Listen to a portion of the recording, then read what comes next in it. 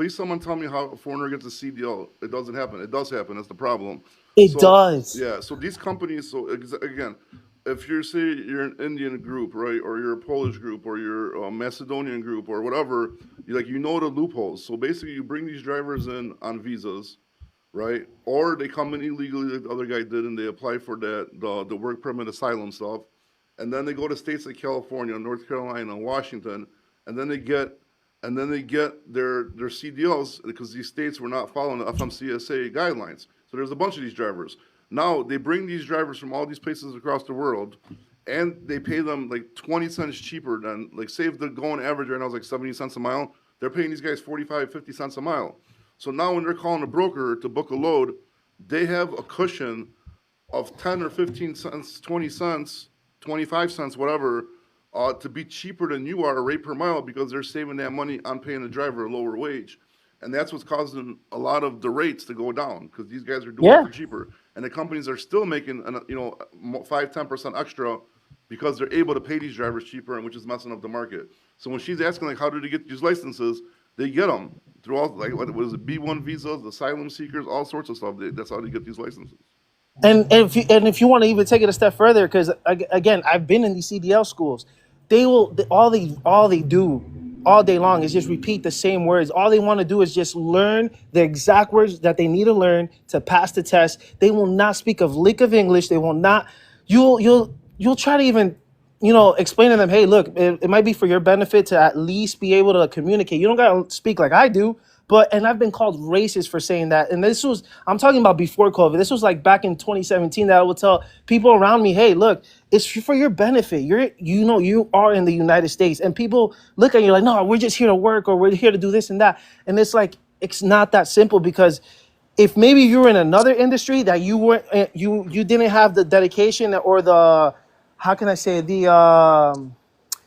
you didn't have the responsibility of an 80,000 pound machine coming down the road, we would be talking something different. But the amount of responsibility that each driver it has in this industry, some people just don't respect it. And unfortunately, a lot of those people are foreigners that just don't care. They just want to make their money. They want to feed their families, and that's But understandable. the messed up part But is the money they're making is cheaper, and they're also just sending that money out of the country to their family, they are, anyways. Yeah. brother. I know so many Cubans that they work here for months and they just go back to Cuba for a month or two and they send everything back. They don't have anything here. They have a PO box. They have maybe a car payment, and that's it. And That's how that's it. most Their people do whole too, entire bro. lives is I just away. want to add one more thing. Yo, if you said something to me, I made a mistake. I was talking to somebody. Yeah, like there's companies in the U.S., right? Like for example, Charger Logistics. You might have heard. Okay. Good. Have like maybe 10 or 15 different like companies. Then there is they're owned by the. But those companies are like they break up the trucks. So they have like 2,500 trucks. Company has a truck, truck to break up because of the like the risk you could say, right? To spread it out, kind of. These Bro, I have no idea companies what the fuck you're talking hire about, bro. base drivers. They're these Mexico workers, and they pay them 5 cents. It's legal. Bro, People your phone is breaking think up that nasty, think bro. that it's there. I think your cricket's kicking in, bro. Yeah, it's kicking out. Yeah, I mean, look, it sucks. It sucks everything that's happening, but this is why we're in here. It's not just hey, brokers are getting rich or It's better everyone's now. hiring cheap drivers. It's the totality of everything. You get me? It's the amount of unfortunately, look, just a perfect example, Go Highway. The only reason that Go Highway exists is because of the amount of fraud that happened for the Oh, last dude, and 5 years. that's all the freak. That's California is rampant with that, bro. Like you got It's all the rampant. Armenians and all these motherfuckers out there And just, it, bro, it's nasty. Yeah, everywhere, bro. Can I bro. say something real Yeah. quick, please? Yes. Who's this? I'm sorry. Abu. Abu, what's up, buddy? Hey, what's going on, brothers? Hey, yeah, bro. The problem is I hate sugarcoating, but at the end of the day, this whole issue that we have is about our government. Mm-hmm. They are the one causing all this issue. They are the one who is issuing the visa. They are the one who let them in.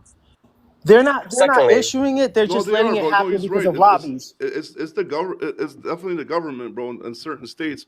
And like I said, like everybody wants to make money, so you can't get mad at these people for taking advantage of loopholes, bro. And it does, bro. Because if Washington never gave that guy the license at first, and then California didn't give it to him, this would have never happened. For Mhm. example, right? or any of this stuff. Like the whole driver shortage shit that they made up, that was all fake. There was no driver shortage. It was a There's pig never shortage. been a driver shortage. Nope. There's never been one. But again, Abu has a point. But it's not just as simple as saying it's the government. It's lobbyists. It's money. These people are getting paid by mega companies, and But they've that's been but that's getting paid by government. mega They're lobbying companies. the government, So so that's why I agree yeah, with yeah, that. he's Bro, right. they doing the same thing again. If now you saw on the TV, CNN, NBC, all this major news, they were talking about the driver shortage again. They just started literally. Hmm. They were like, "Oh, we don't have enough drivers. We don't have enough drivers." There's nothing. Myself, I have my own authority. I have like 9 units, and I'm struggling. Yeah, It's really really bad, and have 3 of them already. I'm losing money because if I pay driver and I pay insurance on top of that maintenance, it doesn't add up. It sucks. We tried to do Amazon. Its rate dropped like I mean, rock dropping from the sky, and the regular broker you can't get anything out of it. So this is insane. As Americans, like paying property tax, IFTA tax, fuel tax, sale tax, like anything, everything tax. But these little people came from other countries, probably living in that truck, Hey, Mobile don't J, care please turn your about radio down. Americans You're and on. don't pay any tax. That's the sad part. So I hope things get better and they do the right thing. Hey, Mobile J, buddy, you're on with us, bro. But could you please turn your radio off, dog? Because it's in our stream. I'm gonna give a quick My example. apologies, bro. Okay, what's up, buddy? Yeah, man, I've been doing this for 25 years, and I'm just overwhelmed with the BS that we as professional drivers have to go through. I mean, some of us and a lot of us had to pay our dues in order to get out here and do this professionally. However, we've got people behind the keyboards that are stealing us and robbing us blind, and nobody's doing nothing. It's Well, not, Nothing. are you talking about freight brokers? Please tell me. Are you Freight talking about brokers. brother. So Yes, of it's not course. that Yeah. simple. Again, you got to get out of that mindset that brokers are the ones stealing your money. Everyone, I'm telling you, everyone is hurting. I'm gonna give you a perfect example. I had this RGN customer that was hauling this major project, and I'm talking about these containers were about 15 wide and 14 high. So with that, you need two permits, pilots, you escorts? need permits, you need a bunch of things, right? And I had this customer for 2 years. I was quoting him at $10 a mile, and I was selling them at $8 a mile. Okay, with those $2 that I had left over, I was the one covering the cost of the permits and the pilots, so that the driver would keep what he needed to keep, right?